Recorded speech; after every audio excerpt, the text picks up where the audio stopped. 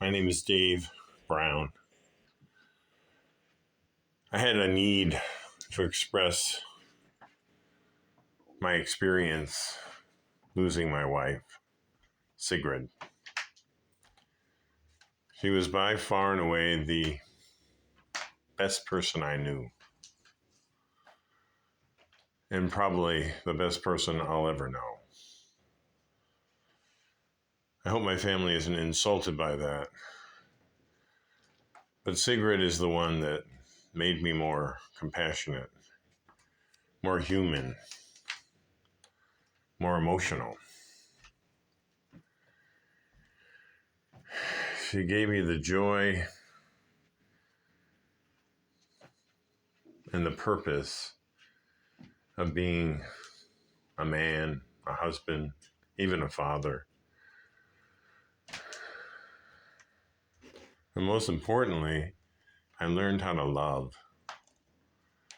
She was so loving, so sweet. And yes, she was very difficult, as others might say.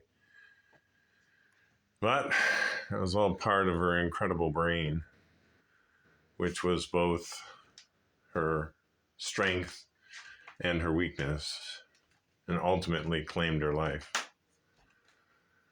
So I felt a need to honor her just with how much she meant to me.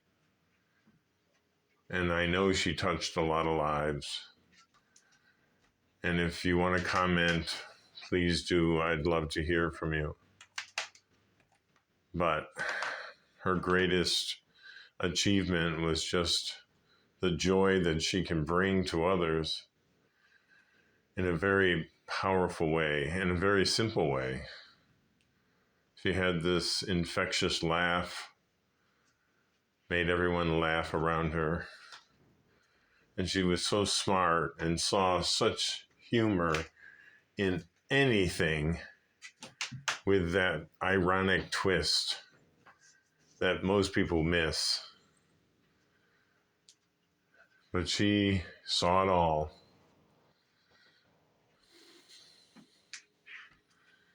But as wonderful and as brilliant as she was,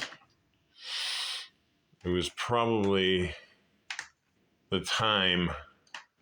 past 10 months of her life, that I grew so close to her because I had to take care of her.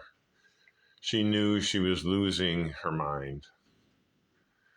She knew the dementia was going to kill her. And she had a positive attitude about it. It was really quite amazing, really, because all of her bodily organs, her heart, lungs, kidneys, liver, even her brain, was physiologically solid, actually quite good. But after 50 years of mental illness, she had to contend with the reality that her brain was not going to function well, even if it was healthy in ways. But she was losing brain cells and neurons, and it was affecting her speech. It was affecting her ability to remember words, to select words. And sometimes her words, she found a word, but it wasn't the word she wanted. But I learned how to translate the words that she selected in context. I could figure out, and we could still have pretty meaningful conversations, even right to the end. We're in the hospital at St. Joe's. This was four or 5 days before she did die. We needed to go to the hospital because we knew she was dying, and we had to get referred to hospice care. So we had to go to the hospital so we can get the morphine to help deal with her pain because her whole body was spasming and aching in pain. She was miserable.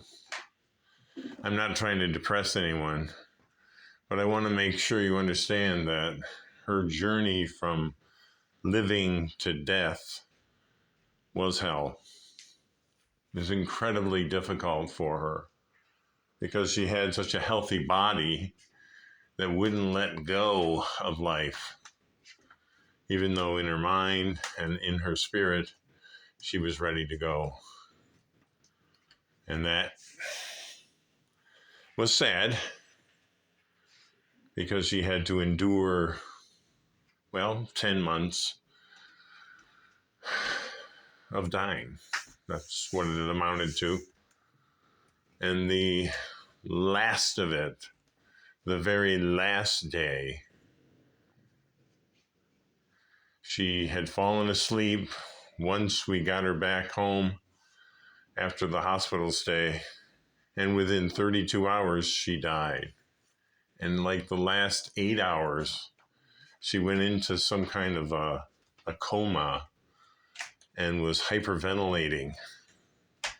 And because she had a DNR in place, I was powerless. It would have been painful for her to be somehow resuscitated or revived or given some kind of medicine to stop her hyperventilation. But she would have just continued living in severe disability and pain. So don't feel badly for her, because death gave the relief she needed and wanted. And she was so brave.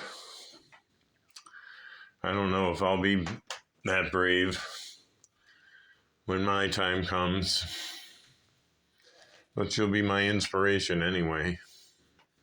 And I'll try to walk as gracefully through the steps of dying, at least half as well as she did. So I really loved her for her bravery and her genuine appreciation of my effort to love her through the moment. And I just wanted to share my experience and her reality in the final days of her life. So thank you for listening, and I hope to hear sweet comments below. Take care.